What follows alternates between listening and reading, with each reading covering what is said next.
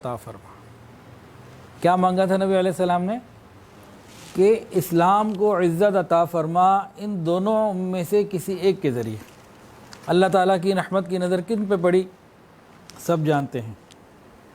حضرت عمر فاروق رضی اللہ تعالی عنہ بہت شدید تھے اور بالکل جو کام کرتے اعلانیہ، ان کی ہجرت بھی اعلانیہ تھی، لوگ چھپ چھپ کے جاتے تھے۔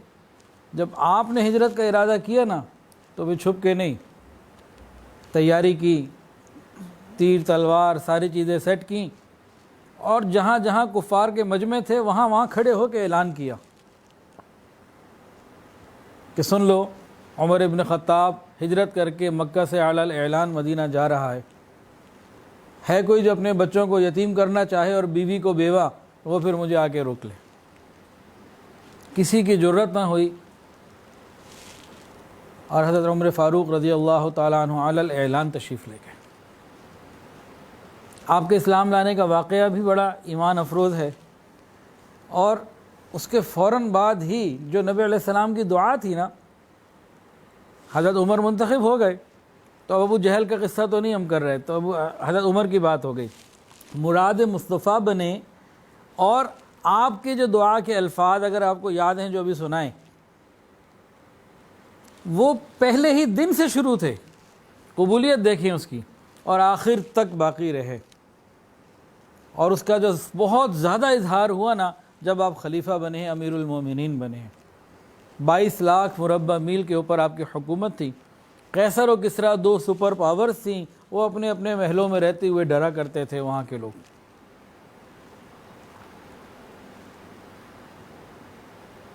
اللہ کی شان ہے، اللہ جسے چاہے عطا فرمائے۔ تو حضور پاک صلی اللہ علیہ وسلم کی دعا کو اللہ نے عمر ابن خطاب رضی اللہ تعالیٰ عنہ کے لیے قبول فرما لیا۔ سیدنا عمر ابن خطاب رضی اللہ تعالیٰ، یہ تو پکے اسلام کے دشمن تھے۔ ابتدا میں ایک دن تلوار ہاتھ میں لی اور نکلے کہ بس آج تو بس میں نے یہ جو مکے کے اندر مسئلہ کھڑا ہو گیا نا کہ بتوں کو نہیں ماننا اور توحید پر آنا ہے، سنت پر آنا ہے، ختم کرنا ہے اس مسئلے کو، تو ایک برا ارادہ کر کے گھر سے نکلے۔ راستے میں ایک صحابی تھے ابو نعیم، ان سے ملاقات ہو گئی۔ انہوں نے جب حال دریافت کیا تو انہوں نے طوفان کا رخ موڑنے کے لیے ہوتا ہے نا، ڈائیورژن دے دی جاتی ہے، تو انہوں نے کہا کہ بھئی دیکھو، اپنی بہن اور بہنوئی کی خبر بھی تو لے لو۔ اب وہ جذبات میں غصے میں تھے، ادھر چل پڑے، دروازہ نوک کیا۔ اس وقت بہن اور بہنوئی، ان کی بہن کا نام تھا فاطمہ بنت خطاب، وہ ایک صحابی سے قرآن مجید پڑھ رہی تھی۔ اس وقت تک جتنا نازل ہوا تھا ان میں سے کچھ قرآن مجید پڑھ رہی تھی۔ ان کو کچھ آواز بھی محسوس ہوئی، ادھر سے جب دروازہ نوک کیا تو پوچھا کون؟ عمر۔ وہ جو پڑھانے آئے ہوئے تھے وہ تو کسی جگہ چھپ گئے کہ میں تو سامنے نہ آؤں۔ اب انہوں نے دروازہ کھولا تو بڑے غصے میں تھے، کیا پڑھ رہے تھے تم لوگ؟ اور غصے کے ساتھ جب بہیو کیا نا، اور ساتھ ہی اپنے بہنوئی کو مارنا بھی شروع کر دیا۔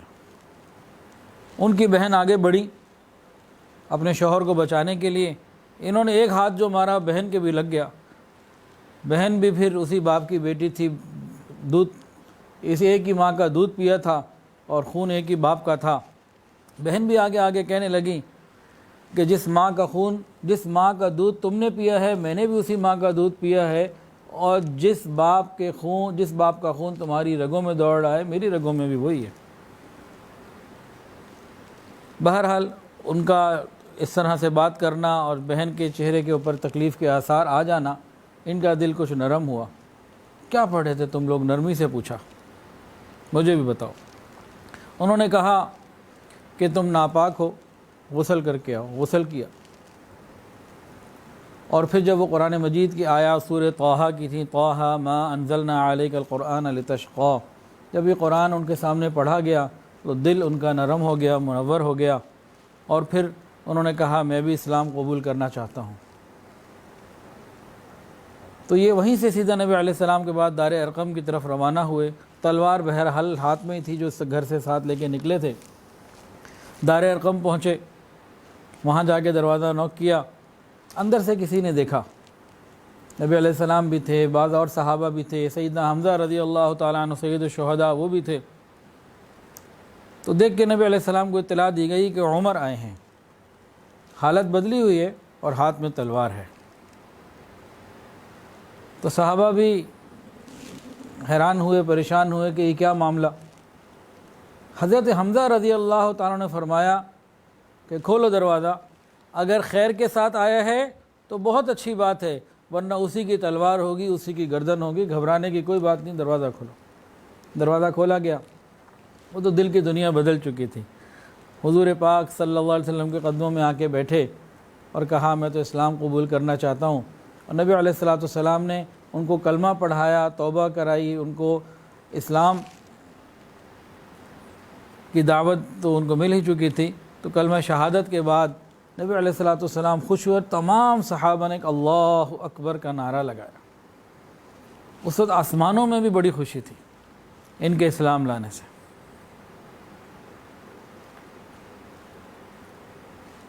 حضرت عمر فاروق رضی اللہ تعالیٰ عنہ کے اسلام لانے سے پہلے صحابہ کرام چھپ چھپ کے نماز پڑھتے تھے، علل اعلان نماز پڑھنے کی ابھی بات نہیں ہوئی تھی، ہمت نہیں تھی، سب احتیاطاً رکتے تھے۔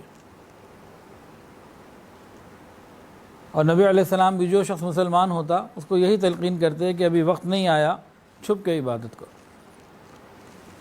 تو یہ سلسلہ چل رہا تھا۔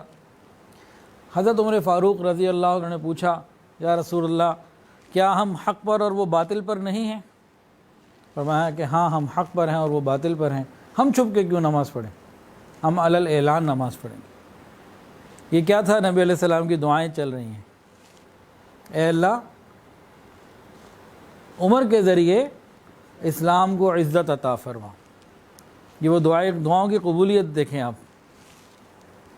پھر حضرت عمر فاروق رضی اللہ تعالیٰ عنہ اور حضرت حمزہ رضی اللہ تعالیٰ عنہ، ان دونوں نے ایک نے ایک کونا سنبھالا، ایک نے ایک سائڈ سنبھالی، اور تقریباً 40 کے قریب لوگ تھے جو اللہ اکبر کا نعرہ بھی لگاتے رہے اور مسجد شریف میں، بیت اللہ شریف میں علل اعلان نماز ادا کی۔ تو حضور صلی اللہ علیہ وسلم نے آپ کو لقب عطا فرمایا فاروق، حق اور باطل میں فرق کرنے والا۔ ابھی تو یہ ابتدا ہے اس دعا کی قبولیت کی، ابھی یہ ابتدا ہے، آگے کے بڑے بڑے معاملات ہیں۔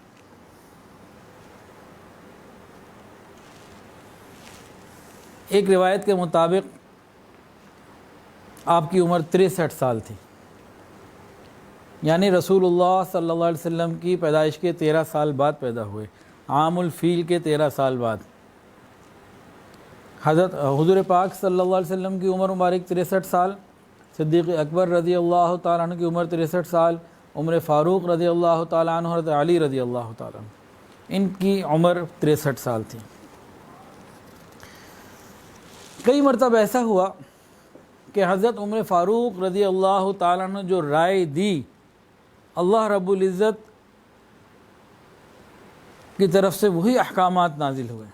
یعنی یوں کہنا چاہیے کہ کئی اللہ تعالیٰ عنہ نبی علیہ السلام کی خدمت میں حاضر ہو کے عرض کیا، یا رسول اللہ، آپ کے گھر میں اچھے لوگ بھی آتے ہیں، برے بھی آتے ہیں، تو آپ اپنی عورتوں کو کہیں کہ پردہ کر لیا کریں۔ ابھی انہوں نے یہ تجویز دی، رائے دی، اور ادھر سے اللہ رب العزت کی طرف سے باقاعدہ پردے کے احکامات نازل ہو گئے۔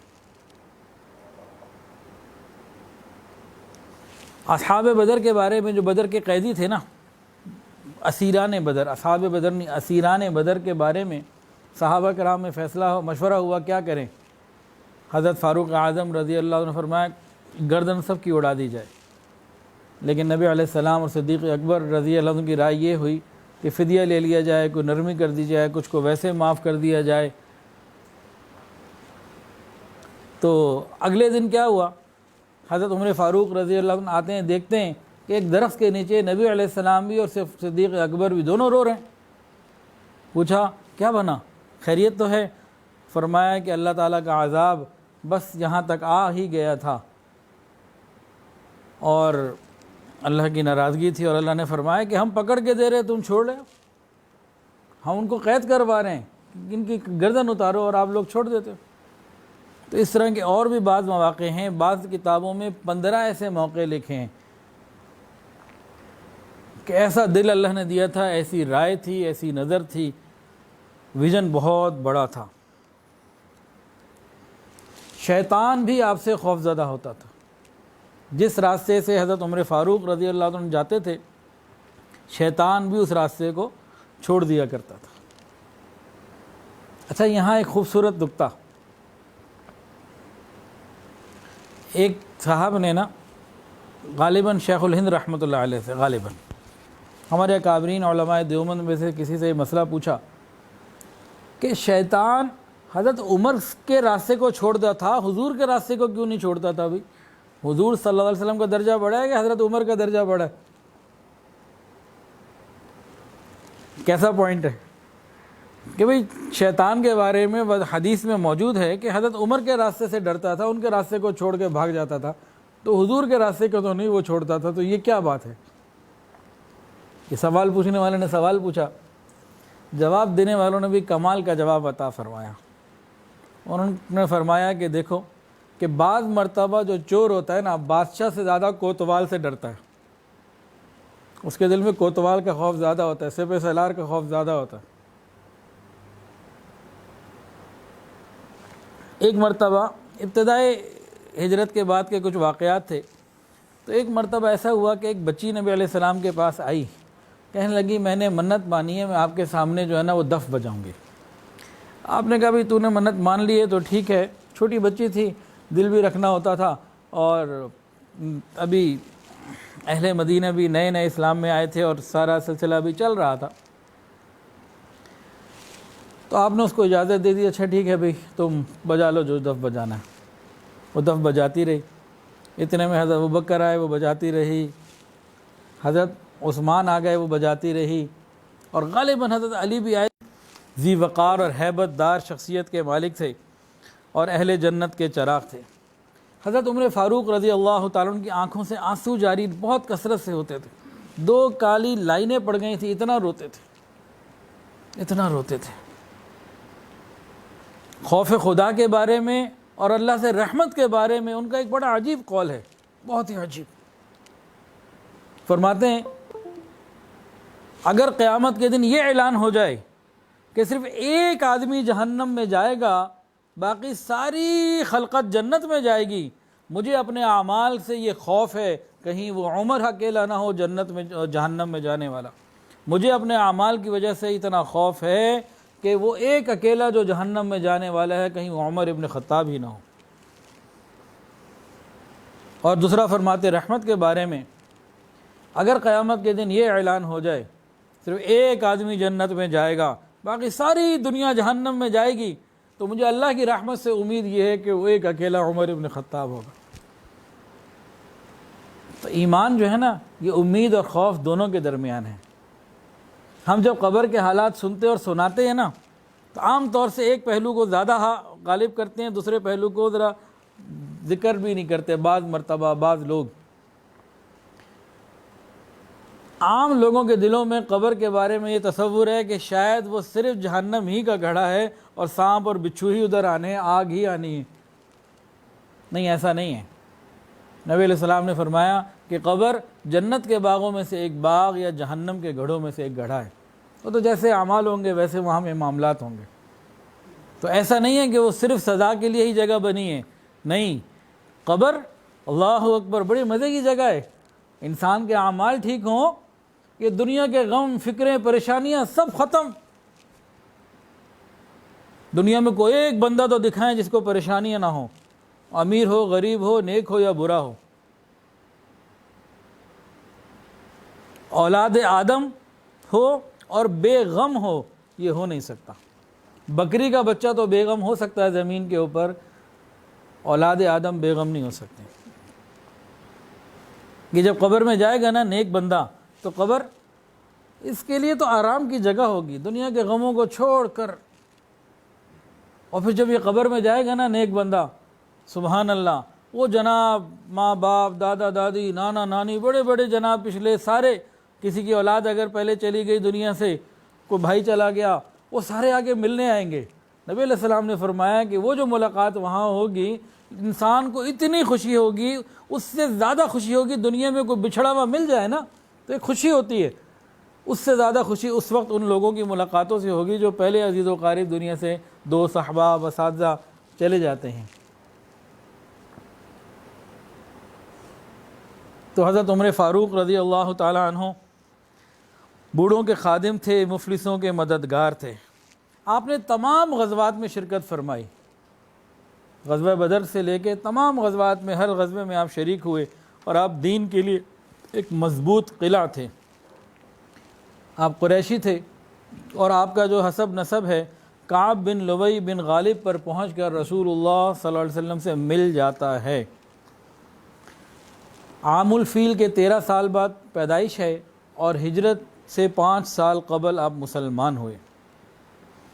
حضور پاک صلی اللہ علیہ وسلم نے فرمایا، اللہ جل جلالہ نے حق بات عمر کی زبان اور اس کے دل میں رکھ دی۔ اس کے زبان اور دل کو اللہ نے حق کے لیے قبول کر لیا ہے، زبان حق کے لیے قبول ہو چکی۔ اور ایک اور عجیب شان، انتہائی عجیب، فرمایا اگر میرے بعد کوئی نبی ہوتا تو عمر ہوتا۔ اتنی صفات جو انبیاء میں ہوتی ہیں وہ ان کے اندر رکھی گئیں۔ نیز آپ نے فرمایا میں شیاطین انس و جن کو دیکھ رہا ہوں کہ وہ عمر کے سامنے ڈر کے بھاگ جاتے ہیں۔ اور حضرت علی ابن طالب، حضرت علی ابن ابی طالب رضی اللہ تعالی عنہ، امیر المؤمنین، چوتھے خلیفہ راشد، بخاری شریف کی روایت ہے، وہ فرماتے ہیں کہ ہمارے پیغمبر حضرت محمد مصطفیٰ احمد مجتبیٰ سرکار دو عالم صلی اللہ علیہ وسلم کے بعد اس امت میں سب سے افضل حضرت ابو بکر ہیں، اور ان کے بعد حضرت عمر ہیں۔ یہ بخاری شریف کی روایت ہے سیدنا علی رضی اللہ تعالیٰ عنہ سے۔ حضرت عمر رضی اللہ تعالیٰ عنہ کو بعد ایسے اعزازات حاصل ہیں جو انہی کے ساتھ خاص ہیں، جو انہوں نے ہی شروع کیے امت کے اندر، جو اور کسی کو یہ اعزاز نہ ملا۔ چنانچہ آپ پہلے شخص ہیں جنہوں نے اعلانیہ ہجرت کی، آپ سے پہلے اعلانیہ ہجرت کوئی نہیں کر سکا۔ آپ پہلے خلیفہ ہیں جو امیر المومنین کے لقب سے ملقب ہوئے، آپ کو یہ لقب عطا ہوا۔ حضرت ابوبکر صدیق رضی اللہ تعالی عنہ کو امیر المومنین نہیں کہا جاتا تھا، عام طور سے خلیفۃ الرسول اللہ کہا جاتا تھا، ان کا مقام اور بلند تھا۔ اس کے بعد حضرت عمر فاروق رضی اللہ تعالیٰ عنہ ہجری تاریخ کو شروع کیا، اور حضرت عمر فاروق رضی اللہ تعالیٰ عنہ نے مسجدوں میں قیام رمضان کو شروع کیا۔ قیام رمضان کا مطلب بتائیں جی؟ تراویح، اور 20 تراویح حضرت عمر فاروق رضی اللہ تعالیٰ نے شروع کی۔ ہر مسجد میں 20 تراویح ایک امام کے پیچھے، اور پورے مہینے میں قرآن پڑھنا، یہ صحابہ کے اندر ترتیب شروع ہوئی۔ صحابہ نے شروع میں کہا کہ آپ کیا کرتے ہیں، نبی علیہ السلام کے زمانے میں تو ایسا نہیں تھا، آپ نے یہ کہا یہ کیا کام کیا؟ فرمایا جو تم نے نبی سے سنا وہ میں نے بھی سنا۔ نبی علیہ السلام نے فرمایا تھا 3 دن تراویح پڑھانے کے بعد کہ تمہارے شوق کو میں نے دیکھا تو مجھے خوف ہوا کہیں تمہارے اوپر فرض نہ ہو جائے۔ اب تو وہ مسئلہ ختم ہو گیا، وہی تو نہیں آ رہی، تو وہیں سے دلیل لے رہا ہوں کہ اس کو مسجدوں میں عام کرو۔ اچھا، حضرت عمر فاروق رضی اللہ تعالی عنہ جب خلیفہ بنے ہیں تو نبی علیہ السلام کا زمانہ گزرے کو 2 سال کا ہی وقت گزرا تھا، 2 سال اور چند مہینے۔ نبی علیہ السلام جب دنیا سے تشریف لے گئے، 1.25 لاکھ سے زیادہ صحابہ زمین پہ موجود تھے۔ ان 2-3 سالوں میں کتنے چلے گئے ہوں گے دنیا سے؟ آخری صحابی تقریباً 95-100 ہجری تک رہے ہیں، تو ان 3 سالوں میں کتنے چلے گئے ہوں گے؟ چند سو یا چند ہزار، 1 لاکھ نہیں ہو سکتا جی، چند سو یا چند ہزار۔ چلو ہم سمجھ لیتے ہیں، سمجھنے کے لیے موٹی موٹی تعداد لے لیتے ہیں، کم سے کم 1 لاکھ تو اس وقت موجود تھے، زیادہ تھے۔ حضرت عمر فاروق رضی اللہ تعالیٰ عنہ نے جب 20 تراویح کو شروع کیا، 1 لاکھ سے زیادہ صحابہ نے اس پر عمل کیا، اور ان کے بعد حضرت عثمان نے عمل کیا، ان کے بعد حضرت علی نے عمل کیا، ان کے بعد حضرت حسن نے عمل کیا، اس کے بعد حضرت معاویہ رضی اللہ تعالیٰ عنہما، ان تمام صحابہ کرام نے اس پر عمل کیا، اور یہ سلسلہ آج تک چلتا چلا آ رہا ہے۔ تو صحابہ جنہوں نے نبی علیہ السلام سے دین سیکھا، انہوں نے تو حضرت عمر رضی اللہ عنہ کی اس بات کے اوپر فوراً لبیک کہا۔ کوئی یوں کہہ دے کہ جی حضرت عمر رضی اللہ عنہ کا دبدبہ بہت تھا، کوئی بول نہیں سکتا تھا ان کے خلاف، ان کے سامنے۔ اچھا جی، اول تو ایسی بات تھی نہیں کہ حق کے خلاف صحابہ تو ننگی تلوار تھے، باطل کے خلاف تو صحابہ ننگی تلوار تھے، اور ناحق کو قبول کر ہی نہیں سکتے تھے وہ۔ اور دوسری بات یہ ہے کہ حضرت عمر کے بعد اور بھی تو اتنے خلفاء آئے، ان کو بھی تو مکمل اختیارات ملے، تو انہوں نے بھی کوئی تبدیلی نہیں کی، وہ بھی 20 پڑھتے رہے۔ تو یہ حضرت عمر فاروق رضی اللہ تعالیٰ عنہ نے امت کو اس پہ جمع کیا۔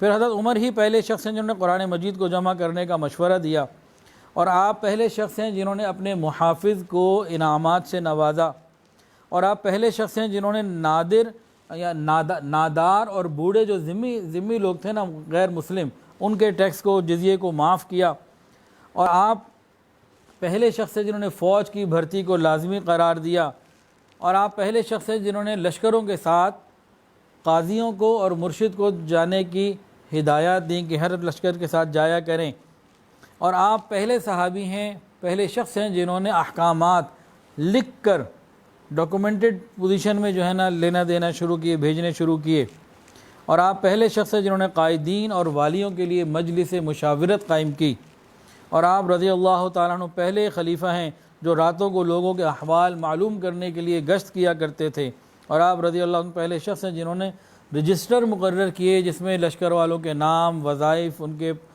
باقی قوائف لکھے ہوتے تھے، اور آپ ہی وہ پہلے شخص ہیں جنہوں نے مہمان خانے بنوائے۔ تو یہ بعض چیزیں ایسی ہیں جو حضرت عمر فاروق رضی اللہ عنہ کے ساتھ خاص ہیں، شروع آپ نے کی۔ حضرت عمر فاروق رضی اللہ تعالی عنہ صحابہ کرام کے ساتھ رحماء بینہم کا ایک مصداق تھے، اور کفار کے ساتھ اشداء علی الکفار، ان پہ سخت تھے۔ اس کی بڑی مثالیں ہیں، بہت سارے واقعات ہیں، لیکن آج بعض واقعات وہ سنانے ہیں جو عام طور سے کم ہم نے پڑھے یا سنے ہیں۔ جو مشہور واقعات ہیں وہ تو ہم کبھی نہ کبھی پڑھتے اور سنتے رہتے ہیں، لیکن کچھ غیر مشہور لیکن مستند واقعات، ان میں سے ایک یہ ہے کہ حضرت عمر فاروق رضی اللہ تعالیٰ عنہ ایک مرتبہ اپنے حکومت کے ذمہ داروں کے ساتھ اور ایک بڑے لوگوں کے ساتھ کہیں جا رہے تھے، قریشی بھی تھے ان میں، اور ہر اعتبار سے سمجھدار لوگ، بڑے لوگ تھے اور ذمہ دار تھے حکومت کے، جا رہے تھے۔ راستے میں ایک بوڑھی عورت آئی، اس نے حضرت عمر کو پہچانا اور پکارا اور بلایا۔ حضرت عمر فاروق رضی اللہ تعالیٰ عنہ نے ان کو پہچانا، ان کے پاس گئے، قریب ہوئے، بڑی کمزور سی آواز تھی اس کی، نحیف سی، آپ قریب ہو کے کان لگا کے اس کی بات سننے لگے۔ اس نے اپنی بات کرنے میں بڑی دیر لگائی، وہ بات کرتی رہی، اپنی کو ضرورت تھی، بڑی دکھوں کی ماری پریشان حال عورت تھی۔ خیر آپ نے اس کی ضرورت کو پورا کیا۔ اس سارے کام میں کافی وقت لگ گیا۔ جب آپ اس کی ضرورت پوری کر کے واپس آئے نا اس بوڑھی عورت کی، تو ساتھیوں نے اعتراض کر دیا، کہنے لگے حضرت ایک بڑھیا کی خاطر آپ نے قریشیوں کو روکے رکھا اور اتنے اہم وفد کو، لوگوں کو روکے رکھا۔ حضرت عمر فاروق رضی اللہ عنہ نے کیا جواب دیا؟ فرمایا تمہارا ناس ہو، جانتے بھی ہو یہ کون ہے؟ انہوں نے کہا نہیں ہم تو نہیں جانتے۔ حضرت عمر فاروق رضی اللہ عنہ نے ارشاد فرمایا یہ وہ خاتون ہیں جن کا شکوہ اللہ نے آسمانوں میں سنا۔ قد سمع اللہ قول التی تجادلک فی زوجہا وتشتکی الی اللہ۔ حضرت خولہ بنت ثعلبہ رضی اللہ تعالیٰ عنہ، یہ وہ ہیں جن کی پکار، جن کی دعا اللہ نے عرش پہ سنی۔ خود اللہ قرآن میں کہتے ہیں کہ میں سن رہا تھا، تو عمر کی کیا مجال کہ اس کی بات نہ سنتا۔ اور اگر یہ ساری رات بھی مجھے کھڑا رکھتی تو ساری رات میں کھڑے رہتا جب تک کہ اس کی ضرورت، یعنی کہ جتنا وقت بھی یہ کھڑا رکھتی میں کھڑے رہتا جب تک کہ اس کی ضرورت پوری نہ ہو جاتی۔ آپ امیر المومنین ہیں، لیکن ایک عام رعایا میں سے ایک بوڑھی عورت بھی آپ کو روک لیتی اور آپ رک جایا کرتے۔ اور اس میں ایک بات اور ظاہر ہوئی، جو اہل تقوی ہوتے ہیں ان کا احترام اور لوگوں کی نسبت زیادہ ہوا کرتا ہے۔ حضور پاک صلی اللہ علیہ وسلم سے بڑی محبت تھی، وہ تو ہر صحابی کو تھی، اس کا تو کوئی کہنا ہی نہیں۔ ان کو بھی بڑی عجیب محبت تھی۔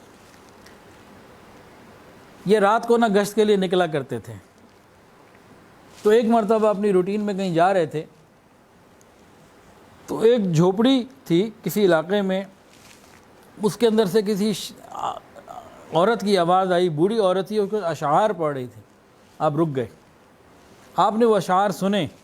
وہ بڑے ہی دل کے تڑپ کے ساتھ غمگین حالات میں نبی علیہ الصلوۃ والسلام کی محبت کے اشعار پڑھ رہی تھی, اور جس میں ایک جملہ یہ تھا, علی محمد صلاۃ الابرار صلی علیک المصطفون الاخیار, کہ حضور صلی اللہ علیہ وسلم پر نیک لوگوں کا درود ہو اور نیک لوگ آپ پر درود بھیجیں. اور آگے کچھ اس طرح کی کلمات ہے کہ اے اللہ اب نبی علیہ السلام سے ملاقات بھی کروا اور قیامت کے دن اکٹھا کر دینا. ہر چیز تو تیرے علم میں ہے اور طے ہو چکی ہے, پتہ نہیں میرا کیا بنے گا, میں وہاں اکٹھی نبی علیہ السلام کے ساتھ ہو سکوں گی کہ نہ ہو سکوں گی. اس قسم کے جو ہے نا کچھ مضمون چل رہا تھا. حضرت عمر جب سنا تو باہر ہی رو پڑے. پھر دروازہ کھٹکھٹایا, اندر سے اس بڑھیا نے پوچھا کون؟ تو جواب دیا عمر ابن خطاب. اندر سے بڑھیا کہنے لگی عمر سے میرا کیا کام ہے, عمر کیوں آیا ہے میرے پاس؟ تو آگے سے انہوں نے تسلی دی, کہا گھبراؤ نہیں, دروازہ کھولو. اب اس بوڑھی عورت نے دروازہ کھولا. حضرت فاروق اعظم رضی اللہ تعالیٰ نے درخواست کی بڑی محبت کے ساتھ, ادب کے ساتھ, کہ وہ جو اشعار تم نبی علیہ السلام کی محبت میں پڑھ رہی تھیں وہ ذرا دوبارہ سنا. اس عورت نے سنا دیے. یہ روتے رہے. پھر ایک اور بات کی, کہا کہ اس میں تم اپنا ہی ذکر کیوں کرتی ہو, ذرا مجھے بھی تو شامل کر لو نا, میرے لیے بھی اس میں دعا ہو جائے.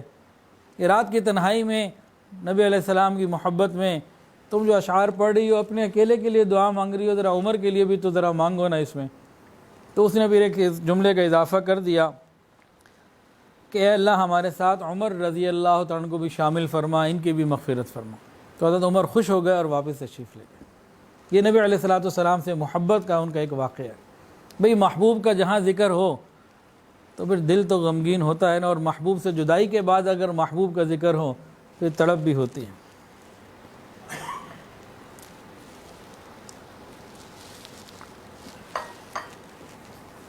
ایک مرتبہ مدینہ طیبہ میں بنو نجار کے وفود آئے, اور شہر کے اندر ایک جناب چہل پہل اور خوب ایک ہنگامہ, اور بہت لوگ آئے ہوئے باہر کے. تو حضرت عمر فاروق رضی اللہ تعالیٰ عنہ نے حضرت عبد الرحمن ابن عوف رضی اللہ عنہ کو فرمایا کہ بھئی چلو, کوئی چوری نہ ہو جائے, کوئی مسئلہ نہ ہو جائے, کوئی لوگوں کی پہرے کے لیے, حفاظت کے لیے, چلو رات کو گشت کرتے ہیں. یہ دونوں بزرگ حضرات چل پڑے. ایک جگہ انہوں نے رات کو کہیں اسٹے بھی کیا کسی جگہ پہ, وہاں انہوں نے پھر تہجد بھی پڑھی, دونوں نے نمازیں بھی پڑھیں. وہاں پہ کیا واقعہ ہوا, انہوں نے دیکھا کہ قریب ایک جھوپڑی سی ہے, قریب ایک کوئی جگہ ہے, تو وہ وہاں ایک بچہ رو رہا ہے اور ماں اس بچے کو چپ کرانے کی کوشش کر رہی ہے, بچہ چپ نہیں ہو رہا. حضرت عمر فاروق رضی اللہ عنہ, چھوٹا بچہ تھا, تو اس عورت کے پاس ہے, اس کو کہا خدا کا خوف کرو, اپنے بچے کا خیال کرو, اسے چپ کراؤ. کہہ کے واپس تشریف لے آئے. تھوڑی دیر بعد پھر وہ بچہ رونے لگا. یہ پھر واپس آئے بچے کی آواز سن کر کہ بھئی اسے چپ تو کراؤ. پھر آپ سمجھا کے واپس چلے گئے. خیر کچھ وقت اور گزرا, رات کے آخری حصے میں بچے کے رونے کی پھر آواز آئی, پھر وہ چھوٹا بچہ تڑپ کے رویا. یہ تیسری دفعہ آئے, کہنے لگے کیسی بری ماں ہو تم, اپنے بچے کو نہیں تم سمجھا سکتے, اپنے بچے کو کا رونا تم نہیں بند کروا سکتی, کیا ہو گیا تمہیں؟ اب اس بوڑھی اور پریشان ماں نے کہا, وہ جو عورت جو تھی پریشان بھی تھی, محتاج بھی تھی, بھوکی بھی تھی, تکلیفوں میں تھی. اب اس تکلیف میں پریشان حال عورت کہنے لگی آج کی رات تم نے مجھے بڑا تنگ کیا. اصل میں مسئلہ یہ ہے کہ میں اپنے بچے کا دودھ چھڑانا چاہتی ہوں, یہ چھوڑ نہیں رہا. میں دودھ چھڑانا چاہتی ہوں, یہ انکار کر رہا ہے, مان نہیں رہا, اور اس لیے یہ رو رہا ہے. اب امیر المومنین نے پوچھا تم کیوں اس کا دودھ چھڑانا چاہتی ہو؟ کہنے لگی اصل میں امیر المومنین عمر ابن خطاب رضی اللہ تعالیٰ عنہ نے بچوں کے لیے جو وظیفہ مقرر کیا ہے وہ دودھ چھڑانے کے بعد کا ہے. حضرت عمر نے جب یہ سنا تو فوراً لرز گئے, خوف میں آ گئے. پوچھا اس کی عمر کتنی ہے؟ اس نے کہا چند مہینے, جیسے 6-8 مہینے کو بتائے. اس کے بعد حضرت عمر فاروق رضی اللہ تعالیٰ عنہ نے اس کو کہا کہ تم اس کو دودھ پلاتی رہو، اس کے ساتھ یہ کام مت کرو، مت اس کا دودھ بند کرو، تم اسے دودھ پلاتی رہو۔ اس کے بعد حضرت عمر فاروق رضی اللہ عنہ کو حکم دے کے واپس تشریف لے آئے۔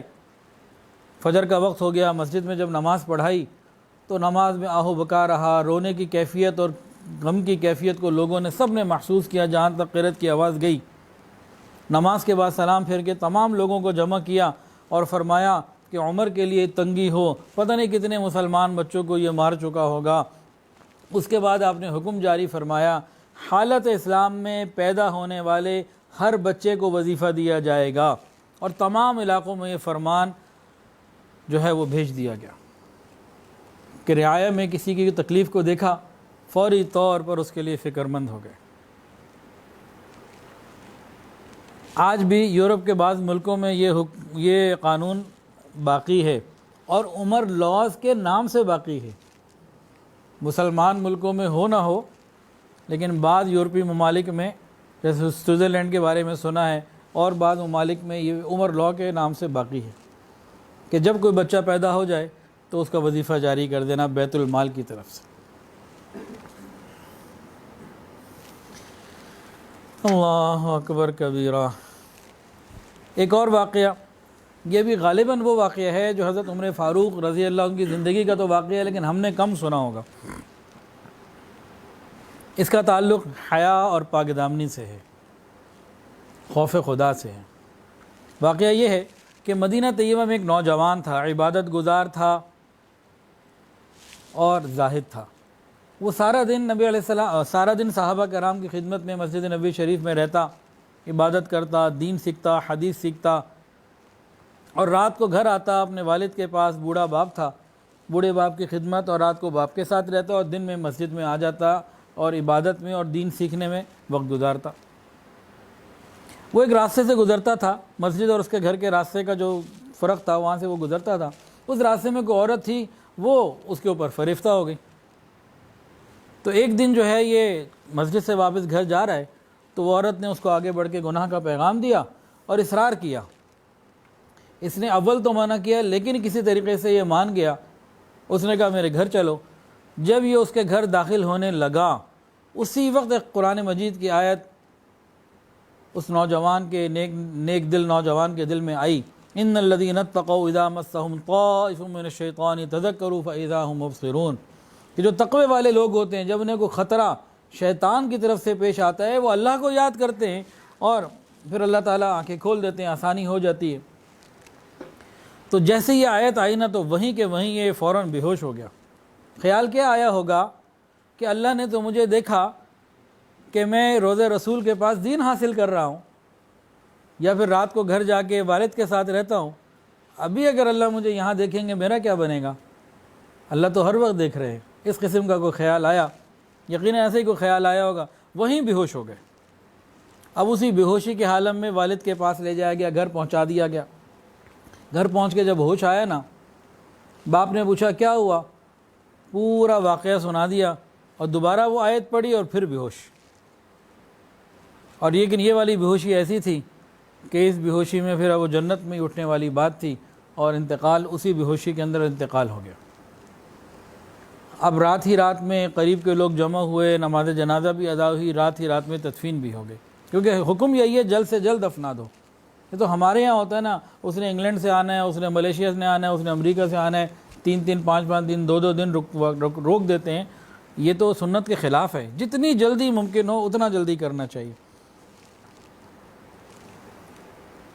اب حضرت عمر فاروق رضی اللہ تعالیٰ کو صبح جب فجر کے بعد اطلاع ہوئی اس واقعے کی، حضرت عمر فاروق رضی اللہ تعالیٰ عنہ اس نوجوان سے محبت بھی کرتے تھے، وہ اس کے والد کے پاس تعزیت کے لیے آئے، تعزیت کی باپ کے پاس۔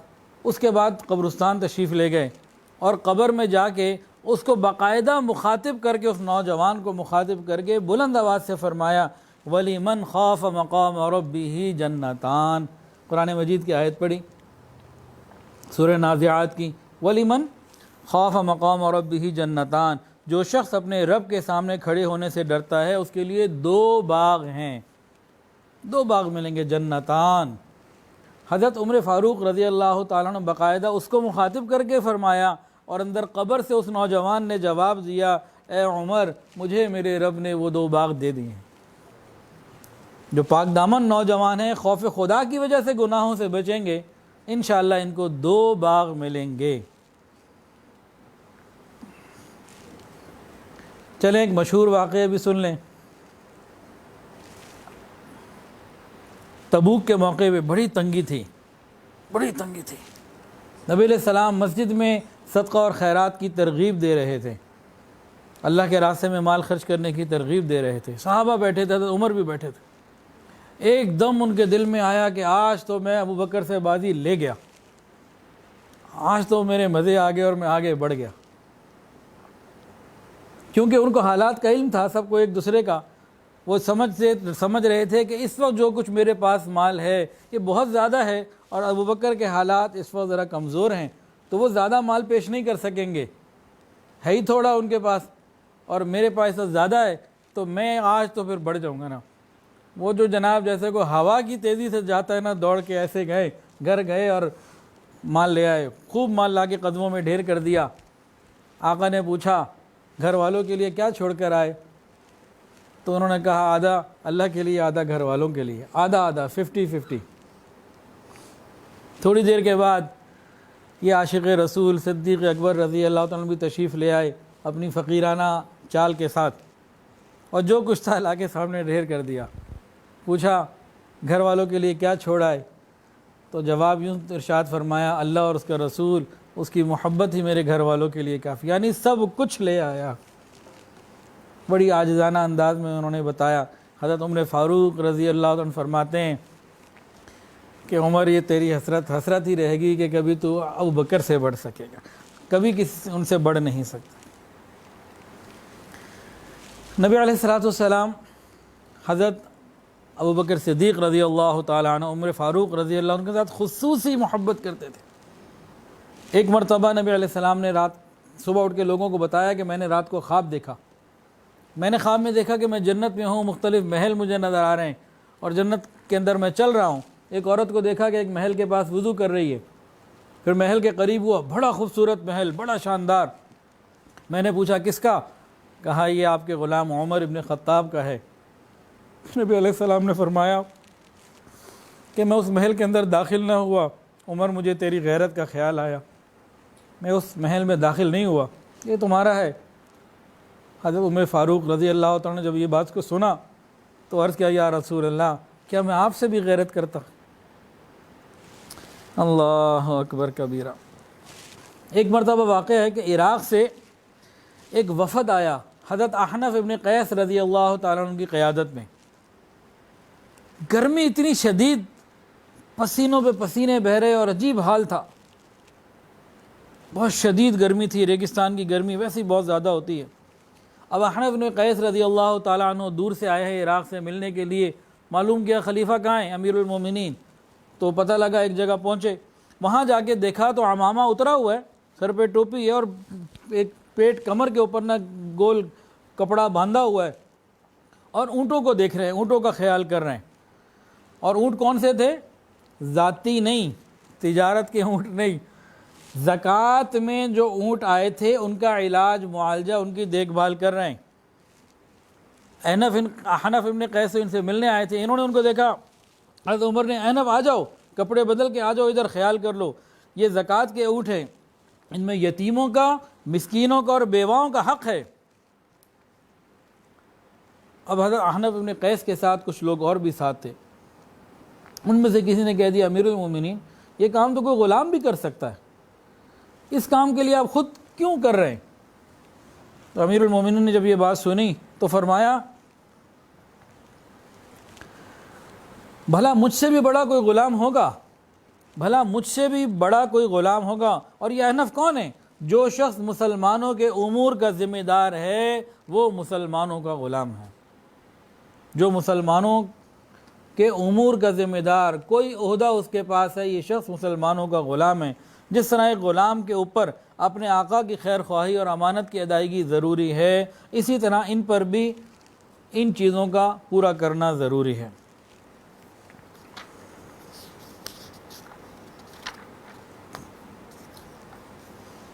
حضور پاک صلی اللہ علیہ وسلم ایک مرتبہ جب گھر میں یا کسی جگہ داخل ہوئے صحابہ کے پاس، ایک مرتبہ نبی علیہ السلام صحابہ کے پاس سامنے آئے ہیں، تو ایک طرف حضرت ابوبکر صدیق رضی اللہ تعالیٰ عنہ ہیں، دوسری طرف عمر فاروق رضی اللہ تعالیٰ عنہ، دونوں کا ہاتھ پکڑا ہوا ہے اور فرمایا کہ دیکھ لو جنت میں بھی ہم اسی طرح ہوں گے۔ حضرت عمر فاروق رضی اللہ تعالیٰ عنہ، ان کی اہلیہ نے ایک مرتبہ اپنے ذاتی پیسوں سے کچھ گھی خرید لیا۔ جب گھی گھر میں آ گیا تو حضرت عمر نے کے لیے گھی والی روٹی تیار کی، یہ بتایا، انہوں نے پوچھا یہ کیا ہے؟ کہا یہ گھی ہے۔ تو آپ فکر نہ کریں، یہ میں نے اپنی ذاتی مال سے آپ کے لیے لیا ہے تاکہ آپ ذرا گھی استعمال کر لیا کریں۔ حضرت عمر نے فرمایا کہ میں یہ گھی اس وقت تک نہیں چکھ سکتا جب تک کہ سارے کے سارے لوگ گھی کھانے والے نہ بن جائیں، میں نہیں کھا سکتا۔ ایک مرتبہ حضرت عمر فاروق رضی اللہ تعالیٰ عنہ دوڑتے ہوئے جا رہے ہیں، بھاگ رہے ہیں۔ حضرت علی نے راستے میں دیکھا، پوچھا کیا ہوا، خیر تو ہے؟ کہا وہ زکوٰۃ کا ایک اونٹ بیت المال سے بھاگ گیا، اس کو پکڑنے جا رہا ہوں۔ حضرت علی نے کہا عمر آپ نے تو بعد والوں کے لیے بڑی مشکل کر دی ہے۔ تو حضرت عمر نے فرمایا یہ بیت المال کا ایک اونٹ یا ایک بکری، کوئی بھی چیز اگر اس طریقے سے بلا وجہ ضائع ہو جائے تو قیامت کے دن میرے پر سوال ہوگا اس کا۔ یہ جو مدارس چلانے والے ہیں، خانقاہیں چلانے والے ہیں، مسجدیں چلانے والے ہیں، یا جتنے بھی نان پروفٹ آرگنائزیشنز ہیں، یہ ٹرسٹ ہیں، فاؤنڈیشنز ہیں، ہاسپٹلز ہیں، یتیم خانے ہیں، جتنے بھی فلاحی ادارے ہیں، ان لوگوں کا جنت میں جانا بہت مشکل ہے۔ بہت تھوڑے ہوں گے جو یہ فلاحی ادارے چلا کے جنت میں پہنچ سکیں گے۔ آج کی بات کر رہا ہوں، آج کل کے حالات میں دوسرے کے پیسے کا درد ہی نہیں، زکوٰۃ کہاں استعمال کرنی ہے معلوم ہی نہیں۔ زکوٰۃ لے تو لیتے ہیں لیکن استعمال کرنے کا کہاں، اس کو شریعت نے استعمال کرنے کا کہاں نہیں کہا۔ تعمیر میں استعمال ہو رہی ہے، بجلی کے بلوں میں استعمال ہو رہی ہے، تنخواہوں میں استعمال ہو رہی ہے۔ دینے والے بھی عجیب ہیں، ان کو یہ سمجھ نہیں آتی کہ زکوٰۃ کا حکم شریعت کا ہے اور شریعت کے معاملات علماء اور مفتی حضرات سے پوچھے اور سمجھے جاتے ہیں، دین میں اس کی تفصیلات ہیں۔ تو بہت مشکل مرحلہ ہے یہ، بہت محتاط ہو کر خیال کر کے دینے کی ضرورت ہوا کرتی ہے۔ ایک اونٹ کے لیے دوڑے چلے جا رہے ہیں۔ اللہ اکبر کبیرہ۔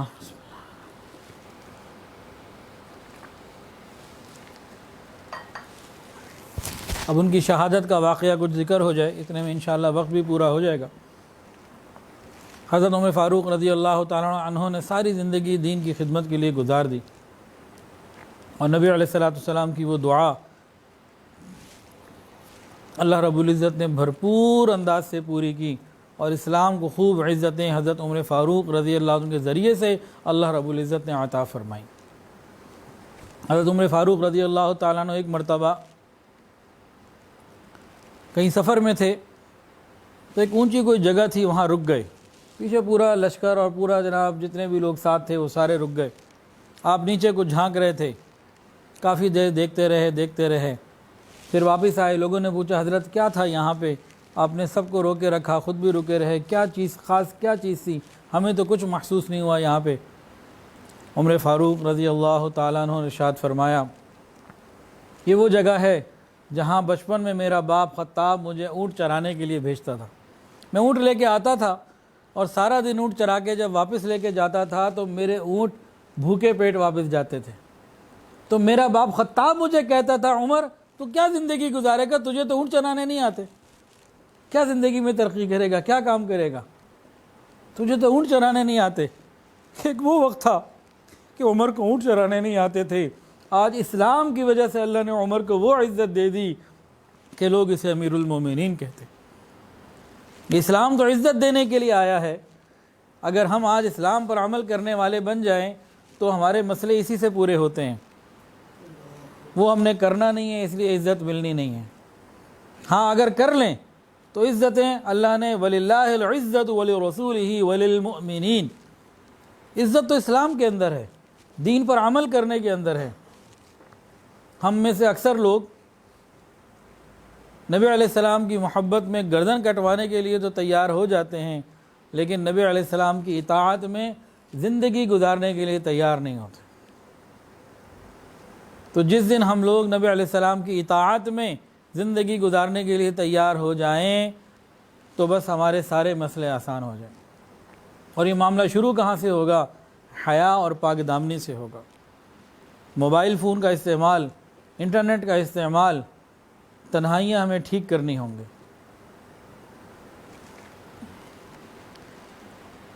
حضرت عمر فاروق رضی اللہ تعالیٰ عنہ نے جو ان کی شہادت کا سال ہے حج کیا، اور حج کرنے کے بعد فرمایا کہ اگر اگلے سال زندگی رہی تو میں تمام مملکت میں جو بڑے بڑے علاقے ہیں وہاں جاؤں گا۔ بعض جگہ تو میں جا چکا ہوں لیکن بہت سی جگہ نہیں گیا، اب میں ایران بھی جاؤں گا، اور اب میں جناب جہاں تک مملکت بڑھتی چلی جا رہی ہے، دمشق ہے اور مصر ہے اور جناب جو بھی جگہ ہیں، تو میں نے سب کا خود ذاتی طور پر وزٹ کرنا ہے۔ یہ انہوں نے ارادے کا اظہار فرمایا اور واپسی مدینہ کی طرف چلے کہ اگلے سال اگر زندگی رہی تو جن علاقوں کا میں نے وزٹ نہیں کیا میں وہاں دورہ کروں گا۔ یہ تو کسی کو نہیں پتہ تھا کہ بس یہ آخری سال ہے اور اب چند ہی دن ہی باقی ہیں، یکم محرم کو تو شہادت کا وقت اللہ نے لکھا ہوا۔ راستے میں ایک جگہ جب پڑاؤ ڈالا تو رات کو جب آنکھ کھلی نا تو آسمان پہ چاند نظر آیا۔ اس چاند کو دیکھ کے مدینہ کا چاند یاد آ گیا، اور پھر اللہ رب العزت سے مانگا، اللہم ارزقنی شہادتا فی سبیلک واجعل قبری فی بلد حبیبک، اے اللہ اپنے راستے کی شہادت عطا فرما اور اپنے حبیب کے شہر میں دفن ہونا نصیب فرما۔ مانگنے والے نے مانگ لیا۔ صحابہ چند ایک قریب تھے جن کو آواز آ گئی، حیران تھے دعا کیسے قبول ہوگی؟ 22 لاکھ مربع میل پہ حکومت، مدینہ طیبہ دار الخلافہ، دار الامن، امیر المومنین مدینہ میں دفن ہونا مانگ رہے ہیں اور شہادت بھی مانگ رہے ہیں، دونوں چیزیں جمع کیسی ہوں؟ کیسے جمع ہوں؟ شہادت ملے تو بارڈر پہ جانا پڑے، وہاں اگر شہید ہو جائیں تو مدینہ میں تدفین کیسے ہو؟ مدینہ میں تدفین ہو تو مدینہ میں شہید نہیں ہو سکتے۔ تو یہ بڑا مشکل سا سوال تھا، یہ کیسے ہو سکتا ہے؟ کیا مانگ لیا انہوں نے؟ مانگنے والے کا اپنا کام، دینے والے کی پھر اپنی شان ہوتی ہے۔ اور پھر ایک دعا انہوں نے اس طرح سے بھی مانگی، اللہ بوڑھا ہو گیا ہوں، اب وہ ہمت نہیں رہی، وہ قوت نہیں رہی، اللہ مجھے اپنے ساتھیوں سے ملا دے۔ بہرحال جب انسان کا وقت قریب ہوتا ہے نا تو قدرتاً بعض چیزیں ایسی بن جاتی ہیں کہ بس وہ جوڑ مل رہے ہوتے ہیں۔ یہ مدینہ طیبہ آ گئے۔ ایک وہاں صحابی تھے مغیرہ ابن شعبہ رضی اللہ تعالیٰ، بڑے جلیل القدر، بڑے اس درجے کے صحابی۔ ان کا ایک غلام تھا فیروز لولو، مجوسی بھی تھا، ایران سے آیا ہوا تھا۔ عام طور سے کافر غلاموں کی وہاں مدینہ طیبہ کے اندر بعض وجوہات کی وجہ سے ممانعت تھی۔ اس کو خاص طور سے اسپیشل ریکویسٹ پہ بلایا گیا کہ یہ بڑا ماہر فن ہے، مسلمانوں کو بڑی یہ ہنر مندی سکھا سکتا ہے اور بڑے کام کا آدمی ہے۔ خیر اس کے لیے اسپیشل اجازت دے دی گئی اور اس کو بلا لیا گیا۔ ایک دن ہی حضرت عمر فاروق رضی اللہ عنہ کے پاس آیا، کہنے لگا، لوگوں نے روکا بھی، اس نے کہا جی میں تو اسپیشل پرمٹ پہ آیا ہوں اور مجھے تو ملاقات بھی کرنی ہے، ایک مسئلہ ہے میرا۔ خیر آیا، ملاقات ہوئی۔ حضرت عمر فاروق رضی اللہ عنہ سے کہنے لگا کہ میرے جو مالک ہیں وہ میرے پہ بڑا ظلم کرتے ہیں، مجھ سے بہت پیسے لیتے ہیں۔ اس زمانے میں ایک اصول یہ تھا، جو غلام ہوتے تھے نا، جب وہ اپنا کوئی کام کاروبار کرتے تو اس کا کچھ حصہ مالک کو دے دیا کرتے تھے۔ تو حضرت عمر نے پوچھا بھی تم کام کیا کرتے ہو؟ کہا میں بڑا فنکار آدمی ہوں، 3 قسم کے میرے بزنس ہیں، لوہار بھی ہوں، نقاش بھی ہوں، مصور بھی، اور اس طرح کی چیزیں بھی کرتا ہوں، اور لکڑی وغیرہ کا بھی خوب کام کرتا ہوں۔ تو میں تو بڑا کئی کام کرنے والا آدمی ہوں، میرے کئی کام چل رہے ہیں۔ پوچھا وہ کتنے پیسے لیتے ہیں؟ کہ بھائی 2 درہم۔ بھائی اگر تم 10 درہم روز کما رہے ہو اور وہ 2 لے رہے تو یہ تو کوئی اتنا زیادہ نہیں ہے۔ اس کو یہ بات بڑی غصے میں آئی۔ اصل کے اندر وہ تو 2 درہم کی بات نہیں ہے، وہ تو کسی اور ٹارگٹ پہ آیا ہوا تھا، وہ دیکھنا چاہتا تھا کیا ماحول ہے، کیا سارا سلسلہ ہے۔ تو بہرحال حضرت عمر نے جب اس کو کہا نا کہ بھئی 2 درہم تو زیادہ نہیں ہے، جتنی تمہاری کمائی ہے تو تم اس میں اس کو دے سکتے ہو، یہ تو کوئی ناانصافی کی بات نہیں ہے۔ اس نے کہا اچھا لگتا ہے کہ مجھے دربار فاروقی سے انصاف نہیں ملنے لگا۔ حضرت عمر فاروق رضی اللہ تعالیٰ عنہ نے اس کی تسلی کے لیے، اس کے دل کی تسلی کے لیے کہا اچھا بھئی مجھے ایک چکی کی پون چکی کی ضرورت ہے، پنکھا ٹائپ کوئی چیز سی، یہ تم مجھے بنا دو تو میں اس کے تمہیں زیادہ پیسے بھی دے دوں گا، پھر تمہارے لیے مسئلہ اور آسان ہو جائے گا، تمہاری داد رسی بھی ہو جائے گی۔ حضرت عمر نے اس کو یہ کہہ دیا۔ اس دن کہا یا اگلے موقع پہ کہا، حضرت عمر نے اس کو فرمایا کہ بھئی میرے لیے چکی بنا دو۔ پتہ اس نے کیا جواب دیا؟ اس نے کہا ایسی چکی بنا کے دوں گا مشرق اور مغرب میں اس کی دھوم ہو جائے گی، ایسی چکی بنا کے دوں گا۔ جو لوگ ساتھ تھے وہ بھی حیران ہوئے کہ اس نے بات کچھ اور کی ہے، معاملہ تو کچھ اور ہے۔ حضرت عمر نے فرمایا کہ اس نے مجھے سیدھا سیدھا قتل کی دھمکی دی ہے، اس نے مجھے قتل کی دھمکی دی ہے۔ تو ساتھیوں نے کہا حضرت پھر اس کو گرفتار کر لیں، اس کو سزا دیں۔ وہ کس جرم میں؟ یہ انصاف کی بات دیکھیں نا، کس جرم میں کیا؟ تو اس نے کچھ نہیں ہے، جرم تو اس کا ابھی کوئی نہیں ہے، نہ اس نے قتل کیا نہ اقدام قتل کیا، کیسے گرفتار کر سکتے؟ بہرحال بات آگے ہو گئی۔ اس کے 2-3 دن کے بعد ہی، زیادہ وقت نہیں گزرا، حضرت عمر فاروق رضی اللہ تعالیٰ عنہ فجر کی نماز کے لیے مسجد میں آئے ہیں۔ عمر فاروق رضی اللہ عنہ کی عادت تھی سنت کے مطابق صفوں کو بالکل برابر جوڑ کے رکھتے تھے اور صفیں بالکل خود سیدھی کرواتے تھے، اور صحابہ بھی بڑی مضبوطی کے ساتھ صحیح صف بنایا کرتے تھے۔ اب حضرت عمر فاروق رضی اللہ تعالیٰ عنہ صفیں بنوانے کے بعد جو قبلے کی طرف رخ کیا اور اللہ اکبر کہہ کے نیت باندھی، تو صحابہ نے اللہ اکبر سنا فاروقی آواز میں۔ اتنے میں یہ صفوں میں کہیں چھپا ہوا تھا اور بڑا تیز تھا، اس نے اپنا ایک خنجر تیار کیا ہوا تھا جو دھاری 2 طرف کا تھا اور اس کو زہر کے اندر بھی ڈبویا ہوا تھا کہ کام اور آسان ہو جائے، جلدی بھی ہو جائے۔ بعض زہر ایسے ہوتے ہیں ذرا سا انسان کو خراش لگ جائے اس زہر کے ساتھ خنجر کی کسی نوک کی تو بس وہی کافی ہوتا ہے بندے کے لیے، اور وہ خنجر چلانے میں اتنا ایکسپرٹ تھا کہ بعض روایات میں آتا ہے کہ اس نے 6 وار کیے اور بعض میں آتا ہے کہ 9 وار کیے، تو اس نے 6 وار کیے، انتڑیاں تک کاٹ کے رکھ دیں اور وہ نیچے گر گئے۔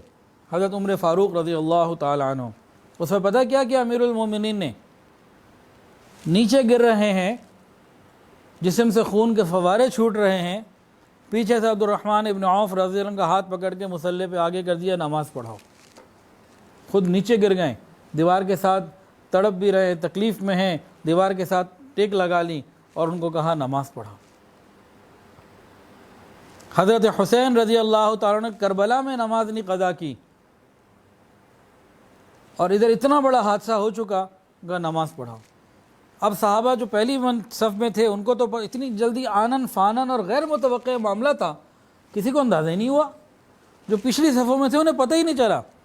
وہ بعد میں کہتے ہیں ہم حیران ہوئے کہ نیت تو باندھی ہم نے، آواز سنی اللہ اکبر فاروق اعظم کی، تلاوت کی آواز آ رہی ہے عبد الرحمن ابن عوف کی، لیکن نماز سے ہی چلتا رہا کام۔ انہوں نے جلدی جو ہے نا نماز مختصر جو ہے پوری کرائی۔ اس کے بعد حضرت عمر فاروق رضی اللہ تعالیٰ عنہ کو ریسکیو کے لیے اور ان کو دیکھنے کے لیے کیا۔ اچھا اس نے کیا کیا؟ ابو لولو نے، جو مجوسی تھا، ایران سے آیا ہوا تھا، اس نے حضرت عمر فاروق رضی اللہ عنہ پر حملہ کرنے کے بعد وہاں سے بھاگنا چاہا، ہاتھ میں خنجر ہی تھا اور صحابہ کی صفیں بالکل جڑی ہوئی تھیں۔ حضرت عبد الرحمن ابن عوف ایک صف آگے ہو کے مصلی پر آئے تو پیچھے سے ایک صحابی نے آگے ان کی جگہ پوری کر لی۔ اس کو تھوڑا سا راستہ تو مل گیا لیکن پیچھے صفیں جڑی ہوئی تھیں، اس کو زیادہ راستہ نہیں مل سکا۔ لیکن اسی نماز پوری ہونے میں اس نے 17 یا 13 صحابہ کرام کو اسی خنجر سے زخمی کر دیا۔ حضرت عمر کی شہادت تو 3 دن کے بعد ہوتی ہے، آپ کے شہید ہونے سے پہلے 9 صحابہ کرام شہید ہو گئے۔ تو جو اس نے خنجر کے وار کیے تھے، اتنا تیز اور چلاک آدمی تھا وہ، خنجر چلانے میں اتنا ماہر آدمی تھا وہ، کہ اس نے آنن فانن جو ہے وہ اتنے لوگوں کو زخمی کر دیا، جن میں سے 9 حضرت عمر سے پہلے شہید ہو چکے۔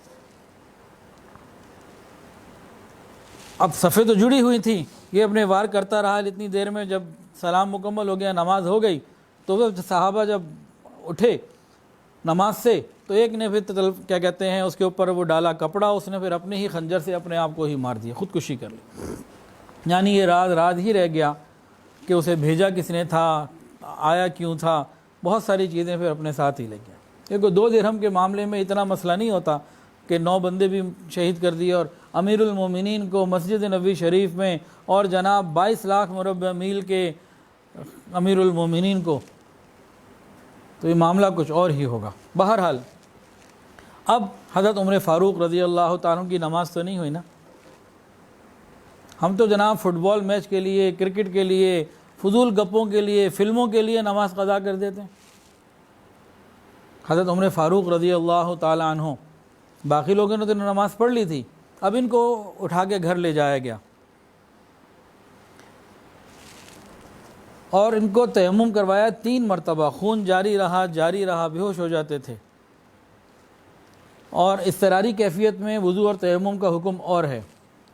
ان کے بیٹے نے، عبداللہ ابن عمر نے، اس کیفیت میں بھی کہا بجان نماز، اور انہوں نے پھر سورج نکلنے سے پہلے نماز ادا کی اس کیفیت میں۔ حکیم نے دوائی دودھ میں ڈال کے دی، انہوں نے دوائی پی تو آنتوں سے وہ بھی خون کے ساتھ باہر نکل گئی۔ انہیں یقین آ گیا کہ بس اب میرا آخری وقت قریب ہو چکا ہے۔ حضرت عمر فاروق رضی اللہ تعالیٰ عنہ، اس یقین کی ایک وجہ اور بھی تھی، ایک تو کیفیت دیکھ رہے ہیں، اور ایک وجہ کیا تھی کہ ایک مرتبہ حضور پاک صلی اللہ علیہ وسلم ایک پہاڑ کے اوپر چڑھے، آپ کے ساتھ صدیق اکبر رضی اللہ تعالیٰ عنہ تھے، حضرت عمر فاروق رضی اللہ تعالیٰ عنہ بھی تھے، حضرت عثمان غنی رضی اللہ تعالیٰ عنہ بھی تھے۔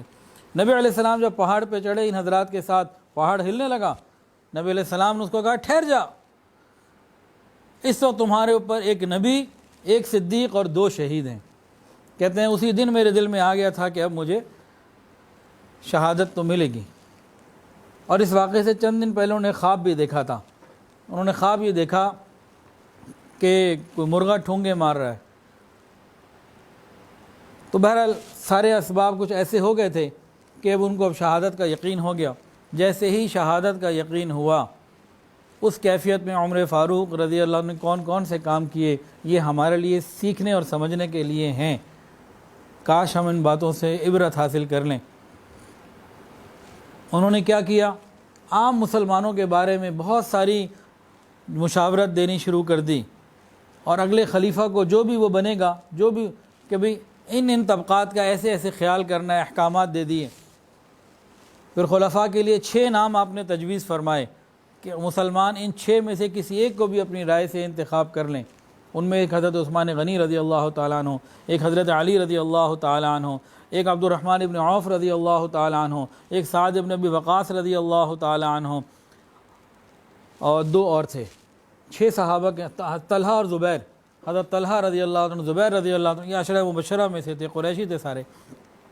فرمایا کہ ان 6 میں سے کسی ایک کوئی لوگ آپس میں منتخب کر لیں، تو جن میں پھر بعد میں حضرت عثمان غنی رضی اللہ تعالیٰ عنہ خلیفہ ثالث مقرر ہوئے۔ اس کے بعد پتہ کیا؟ یہ بیمار ہیں، خون جو کھاتے ہیں تو انتڑیوں سے دوائی بھی نکل گئی۔ ایک تو اپنی نماز پڑھی، پھر ان 3 دنوں میں خلفاء کے لیے احکامات دیے، 6 نام تجویز کیے، اور جب معلوم ہو گیا کہ اب میرا وقت قریب ہے، اپنے بیٹے کو بلایا، میرا رجسٹر لے کر آؤ، جن جن لوگوں کے میں نے پیسے دینے ان کا حساب بناؤ۔ 86,000 درہم اس وقت ان کے اوپر قرضہ تھا، اس کی ادائیگی کے لیے انہوں نے کہا میری فلاں کوئی مکان تھا، کوئی جگہ تھی، اس پراپرٹی کو سیل کر کے، اس طریقے سے کر کے، یہ میں کام کر کے میرے اس قرضے کو اس طریقے سے ادا کرو۔ اس کا پورا نظم بنایا کہ میرے قرضے کو ادا کرو۔ جب ان سارے کاموں سے فارغ ہو گئے نا، اس کے بعد انہوں نے پھر اپنی ایک اور خواہش کا اظہار کیا، اپنے بیٹے کو کہا عبداللہ ام المومنین امی عائشہ کے پاس جاؤ اور جا کے ان سے کہو کہ عمر آپ کے حجرے میں دفن ہونے کی خواہش رکھتا ہے، اپنے ساتھیوں کے پاس آنا چاہتا ہے، وقت تو کسی وقت بھی قریب آنے والا ہے، عمر اپنے ساتھیوں کے پاس آنا چاہتا ہے۔ اور عبداللہ جا کے یہ نہ کہنا کہ امیر المومنین نے بھیجا ہے، جا کے یوں کہنا کہ عمر ابن خطاب نے بھیجا ہے، امیر المومنین مت کہنا۔ عبداللہ ابن عمر تشریف لے گئے، امی کے پاس گئے، جا کے کہا کہ میں اپنے والد عمر ابن خطاب کا پیغام لایا ہوں، وہ اپنے ساتھیوں کے ساتھ یہاں دفن ہونے کی آپ سے اجازت مانگتے ہیں۔ امی عائشہ اس وقت پہلے سے ہی رو رہی تھیں، حالات کی خبر تو سب کو ہو چکی تھی، اور رو پڑی اور کہنے لگی یہ جگہ تو میں نے اپنے لیے رکھی تھی، ایک میرا باپ ہے، ایک میرا خاوند، میں یہاں دفن ہونا چاہتی تھی، لیکن عمر کی فرمائش آئی ہے، میں عمر کو اپنے اوپر ترجیح دیتی ہوں، اجازت ہے کہ وہ یہاں آئے اور دفن یہاں ہو جائیں۔ حضرت عبداللہ ابن عمر رضی اللہ تعالیٰ عنہما یہ عظیم خوشخبری لے کے اپنے والد کے پاس آئے، کہا ابا جان آپ کی یہ خواہش پوری ہو چکی ہے اور امی نے اجازت دے دی ہے۔ حضرت عمر کی دیانت کو دیکھیں، کہا کہ نہیں، ہو سکتا ہے میرے شرم میں دے دی ہو، جب میرا انتقال ہو جائے، میں مر جاؤں تو اس وقت میرے جنازے کو لے کے جانا اور دروازے پہ رکھ دینا، پھر اجازت مانگنا، کہ زندگی میں بات اور ہوتی ہے، مرنے کے بعد بات اور ہوتی ہے، زندگی میں انسان کسی کی حیا کر لیتا ہے، بعض دفعہ ہو سکتا ہے میری شرم میں کہہ دیا ہو، دل سے اجازت نہ دی ہو، میرے جنازے کو وہاں لے جانا، دروازے کے سامنے رکھ دینا اور پھر اجازت مانگنا، اجازت ملے تو اندر لے جانا ورنہ بقیع میں لے جا کے دفن کر دینا۔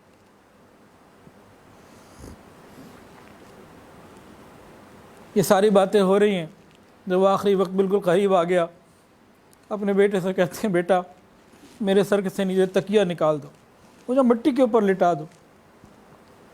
بیٹے نے تھوڑا سا تکیہ سا ہٹا دیا اور تھوڑا سا ایسا کر دیا، سر سے زمین پہ تو نہ اتارا، ناراض ہو گئے، وہی حق کیا ہو گیا تجھے میں کہہ رہا ہوں زمین پہ اتارو۔ اور پھر اس وقت اللہ تعالیٰ سے بات چیت کرنے لگے، اللہ عمر تباہ ہو جائے گا، عمر کی ماں بھی تباہ ہو جائے گی اگر تو نے معاف نہ کیا، وَيْلٌ لَكَ يَا عمر، عمر تو تباہ ہو جائے گا اگر تیرے رب نے تیرے ساتھ رحمت کا اور مغفرت کا معاملہ نہ کیا۔ ایک صحابی قریب تھے کہ آپ کے ساتھ تو نبی علیہ السلام کی اتنی بشارتیں، آپ تو پکے جنتی ہیں، تو انہوں نے ان کو بھی منع کر دیا کہ نہیں یہ میری اور میرے رب کی باتیں ہیں، اس وقت تم مجھے ان باتوں سے کوئی دھوکہ دینے کی کوشش نہ کرو، میں تو اپنے رب کی طرف متوجہ ہوتا ہوں، اگر اس نے مجھے معاف نہ کیا، میری مغفرت نہ کی تو میرا سب کچھ تباہ ہو جائے گا۔ خیر حضرت عمر فاروق رضی اللہ تعالیٰ عنہ کا یکم محرم کو شہادت ہو گئی۔ حضرت صہیب رومی رضی اللہ تعالیٰ عنہ نے ان کی نماز جنازہ پڑھائی، کیونکہ خلیفہ کا تقرر ایک الگ معاملہ تھا، لیکن آپ نے ان کو اپنے پیچھے امام مقرر کیا تھا، وصیت کی تھی، تو نماز جنازہ حضرت صہیب رومی رضی اللہ تعالیٰ عنہ نے پڑھائی، اور پھر جنازہ لے کے روض رسول پر حاضر ہوئے، جنازہ باہر رکھ دیا گیا، پھر وصیت کے مطابق دوبارہ پوچھا گیا ام المومنین حضرت عائشہ صدیقہ رضی اللہ تعالیٰ عنہا سے کہ آپ کی اجازت ہو تو اندر لے آئے ورنہ پھر بقیع لے جائے۔ ام المومنین نے روتے ہوئے پردہ کر لیا، سائڈ پہ ہو گئیں اور کہا کہ یہ جگہ عمر کے لیے میں دے چکی ہوں، اندر لے آؤ۔ پھر قبر کھودی گئی، ان کو اندر اتارا گیا، اندر اتارنے والوں میں حضرت طلحہ، حضرت علی، حضرت عثمان اور چند اور حضرت عبد الرحمن ابن عوف رضی اللہ تعالیٰ عنہ، یہ لوگ تھے۔ قبر میں اتارا گیا، پھر قبر پہ مٹی ڈال دی گئی، ابھی تیاریاں ہو رہی تھی۔ حضرت عبداللہ ابن عباس رضی اللہ تعالیٰ عنہ فرماتے کہ ہم کھڑے ہوئے تھے، میں بھی کھڑا ہوا تھا، اتنے میں کسی نے اپنے دونوں کندھے میرے شانوں پہ لا کے رکھ دیے کہ سب لوگ کھڑے ہیں، قبر تیار ہو رہی ہے۔ عبداللہ ابن عباس کہتے ہیں کوئی آیا، اس نے اپنے دونوں کندھے میرے شانوں پہ رکھ دی اور کہا کہ عمر مجھے یقین تھا کہ یہ جگہ تیری ہے، یہ جگہ تمہیں ہی مل رہی ہے۔ میں نے کتنی دفعہ، ہزاروں دفعہ اپنے محبوب صلی اللہ علیہ وسلم کے مبارک زبان سے سنا ہے، میں ابو بکر اور عمر، میں اور میرے ساتھی ابو بکر اور عمر، میں ابو بکر عمر گئے، میں اور ابو بکر عمر آئے، میں ابو بکر اور عمر، میں ابو بکر اور عمر، اتنی دفعہ میں نے یہ سنا ہے، مجھے اس بات کا یقین تھا کہ یہ جگہ تیری ہی۔ عبداللہ ابن عباس کہتے ہیں جب میں نے چہرے کو پیچھے دیکھا تو وہ امام الاولیاء امام المتقین حضرت علی رضی اللہ تعالیٰ عنہ تھے۔ تو یکم محرم الحرام حضرت عمر فاروق رضی اللہ تعالیٰ عنہ کی شہادت کا یہ ایک المناک واقعہ پیش آیا، اور جاتے جاتے بھی دوسروں کے حقوق کا خیال اور زندگی ایسی بے مثال کہ رضی اللہ عنہم و رضوا عنہ کا خطاب زندگی میں ہی لے کے چلے گئے۔ اللہ تعالیٰ ان پر کروڑوں رحمت نازل فرمائے۔ وہ کسی نے کیا خوب کہا، پہنچی وہیں پہ خاک جہاں کا خمیر تھا، پہنچی وہیں پہ خاک جہاں کا خمیر تھا۔ نبی علیہ السلام نے فرمایا مٹی سے مجھے بنایا گیا، مٹی بچ گئی، اس سے عمر کو، پھر ابو بکر کو بنایا گیا، مٹی اور بچ گئی تھی، پھر اس سے عمر کو بنایا گیا۔ تو جو مٹی اپنی جگہ پہنچ گئی، اللہ تعالیٰ تمام شہداء کے درجات کو بلند فرمائے اور ہمیں بھی نیکی تقوی کی زندگی عطا فرمائے۔ ذوالحجہ میں 18 ذوالحجہ کو حضرت عثمان غنی رضی اللہ تعالیٰ کی شہادت کا ایک المناک واقعہ ہے امت کا۔ پھر 27 ذوالحجہ کو حضرت عمر فاروق رضی اللہ عنہ پر حملہ ہوتا ہے، یکم محرم الحرام کو شہادت اور تدفین کا عمل ہوتا ہے، اور 10 محرم الحرام کو حضرت حسین رضی اللہ تعالیٰ عنہ کی شہادت کا ایک المناک واقعہ ہے۔